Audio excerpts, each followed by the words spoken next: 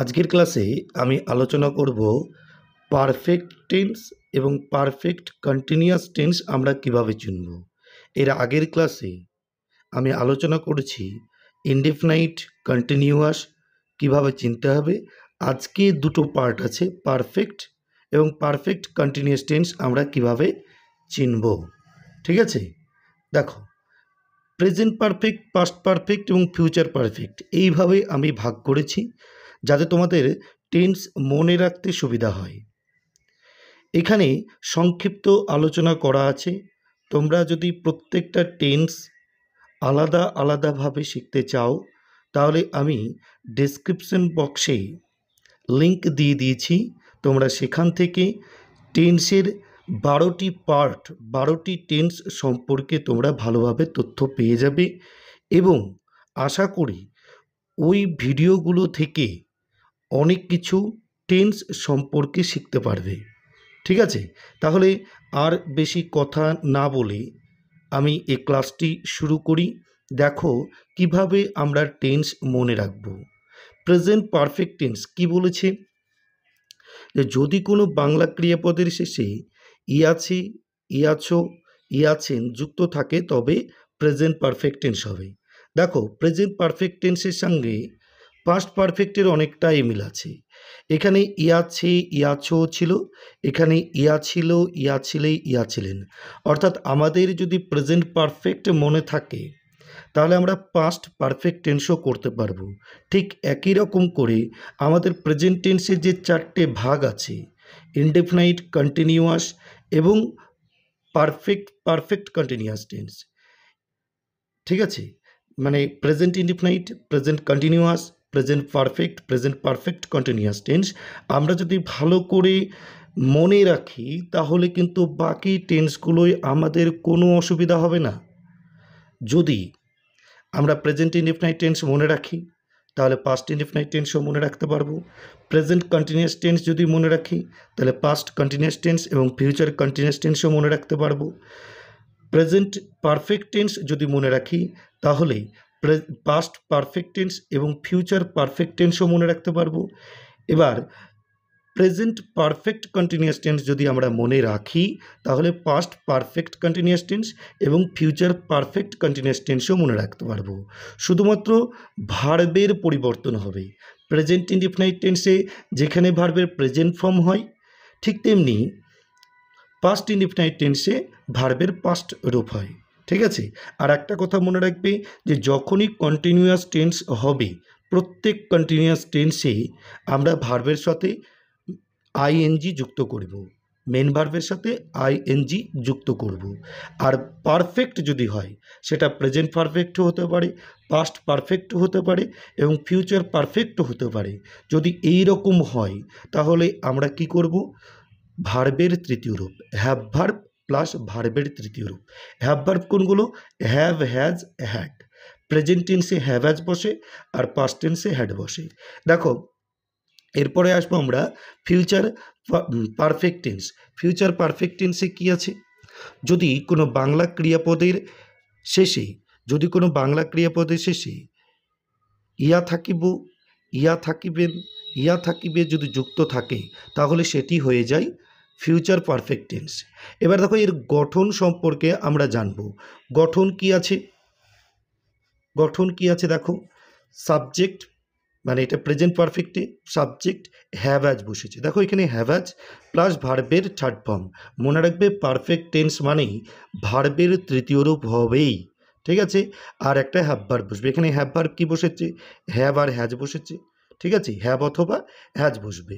এবার পারফেক্ট টেন্সে দেখো একই নিয়ম, শুধুমাত্র এখানে হ্যাভ অ্যাজ আছে। হ্যাভ অ্যাজের পরিবর্তে আমরা কি করব, হ্যাভ অ্যাজের পাস্ট টেন্স যেহেতু হ্যাড সেহেতু পাস্ট পারফেক্ট টেন্সে আমরা হ্যাভ অ্যাজের পরিবর্তে হ্যাড করে দেবো। বাকি দেখো একই নিয়ম, ভার্বের থার্ড ফর্ম বসবে, তারপরে অবজেক্ট, তারপরে আদার্স। এখানে বিফোর এবং আফটারের ব্যবহার আছে। তোমরা পাস্ট পারফেক্ট টেন্সের ভিডিওটি দেখে নেবে কি করে বিফোর এবং কোথায় আফটার ব্যবহার করতে হয়, খুব সূক্ষ্মভাবে আলোচনা করা আছে। তোমরা ভিডিওটি বা ক্লাসটি করে নিয়েও দেখতে পারবে। এরপরে আসবো আমরা ফিউচার পারফেক্ট টেন্সে। ফিউচার পারফেক্ট টেন্সে দেখো হ্যাভ ভার্ব আর নেই, সেজন্য আমাদেরকে কী নিতে হবে, শ্যাল হ্যাভ বা উইল হ্যাভ। দেখো সাবজেক্ট প্লাস শ্যাল হ্যাভ অথবা হুইল হ্যাভ প্লাস ভার্বের থার্ড ফর্ম। দেখো এখানেও কিন্তু ভার্বের থার্ড ফর্ম বসবে, মনে থাকবে পারফেক্ট টেন্স মানেই ভার্বের থার্ড ফর্ম অর্থাৎ ভার্বের তৃতীয় রূপ, ঠিক আছে, সেটি বসবে। অবজেক্ট প্লাস আদার্স একই নিয়ম, শুধুমাত্র এখানে শ্যাল উইল বসে। আমরা প্রথমেই বলেছিলাম যে ফিউচার টেন্স হলেই আমরা শ্যাল উইল বসাবই, অর্থাৎ শ্যাল উইল থাকলেই আমরা সেটা ফিউচার পারফেক্ট টেন্স বলবো, ঠিক আছে। এবার আমরা কয়েকটা উদাহরণ দিয়ে বুঝিয়ে দিচ্ছি। দেখো কি আছে, প্রথমে আছে he has written a letter, সে একটি চিঠি লিখেছে।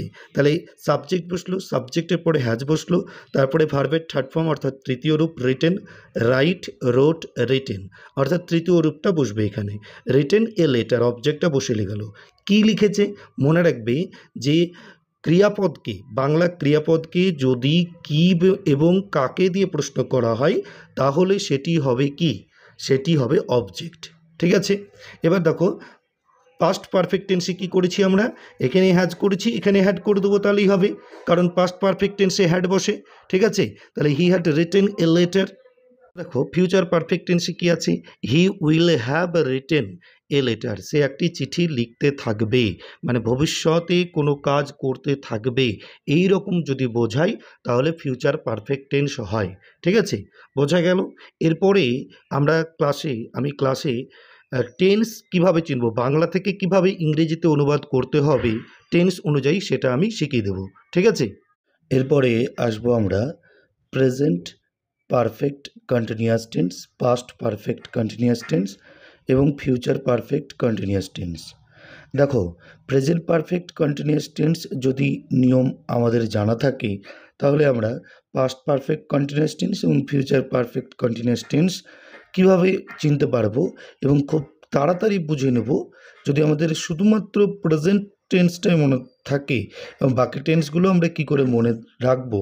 দেখো যদি বাংলা ক্রিয়াপদের সাথে ছে, ছো, ধরে, যাবৎ ইত্যাদি থাকে, মানে বাংলা ক্রিয়াপদের সঙ্গে যদি ছে, ছো, ইতেছি, ইতেছে ইত্যাদি যুক্ত থাকে এবং ওই বাক্যে যদি ধরে, যাবৎ থাকে তাহলে আমরা সেটাকে বলবো প্রেজেন্ট পারফেক্ট কন্টিনিউয়াস টেন্স। ঠিক তেমনি পাস্ট পারফেক্ট কন্টিনিউয়াস টেন্সও দেখো ওখানে ছে, ছো ছিল আর এখানে ছিলাম, ছিল, ছিলে থাকবে বাংলা ক্রিয়াপদের শেষে এবং যাবৎ, ধরে ইত্যাদি শব্দগুলো যুক্ত থাকবে, ঠিক আছে, তবেই সেটাকে আমরা বলবো পাস্ট পারফেক্ট কন্টিনিউয়াস টেন্স। এরপরে আসবো আমরা ফিউচার সম্পর্কে।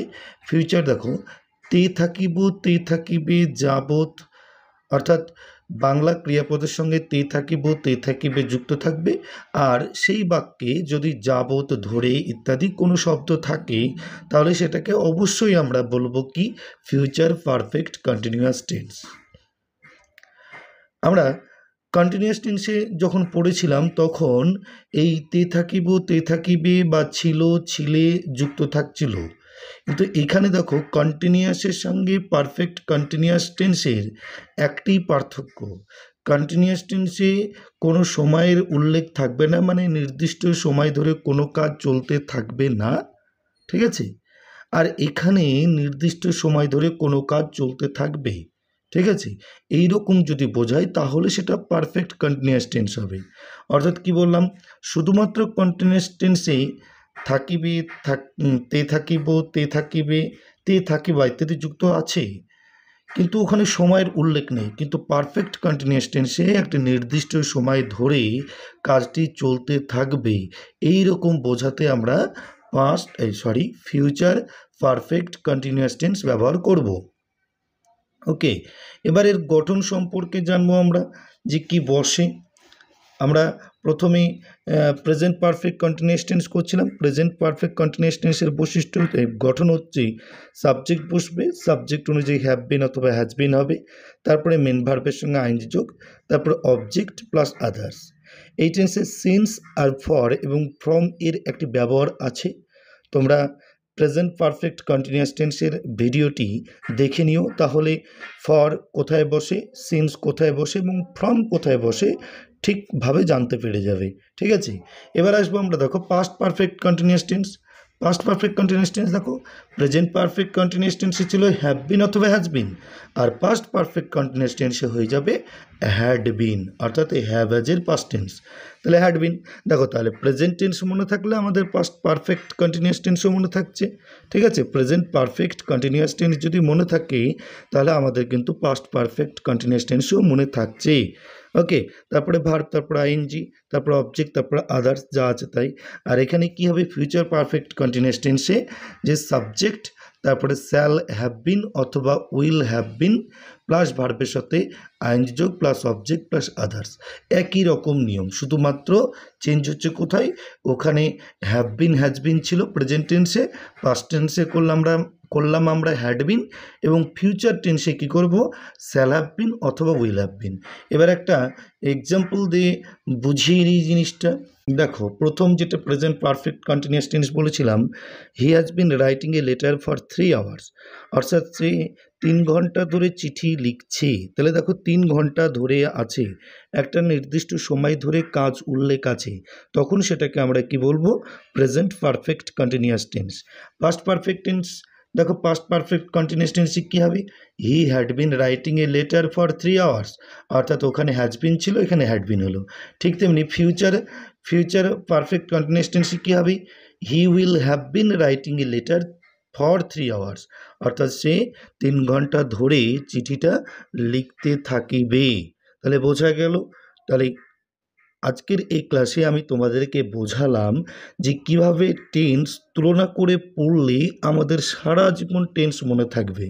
ঠিক আছে, এর পরের ভিডিওটি বা এর পরের ক্লাসে আমি বিভিন্ন ধরনের বাক্য ব্যবহার করে আমি প্রত্যেকটা টেন্স কিভাবে করতে হয়, টেন্স চিনব কীভাবে, এবং সেগুলো ট্রান্সলেট কিভাবে করতে হয় সেই সম্পর্কে একটি ক্লাস করাবো। এই ক্লাসটি যদি ভালো লাগে তাহলে প্লিজ একটি লাইক করে দিও, আর বন্ধুদের মধ্যে শেয়ার করে দিও। তুমি যদি এই চ্যানেলে নতুন হয়ে থাকো তাহলে চ্যানেলটিকে সাবস্ক্রাইব করে দেওয়ার অনুরোধ রইল, আর যারা যারা ইতিমধ্যে সাবস্ক্রাইব করেছো তাদের জন্য অসংখ্য ধন্যবাদ থাকলো। ঠিক আছে, আজকে এই ক্লাসটা এখানেই শেষ করলাম। ভালো থেকো, ভালোভাবে পড়াশুনো করো।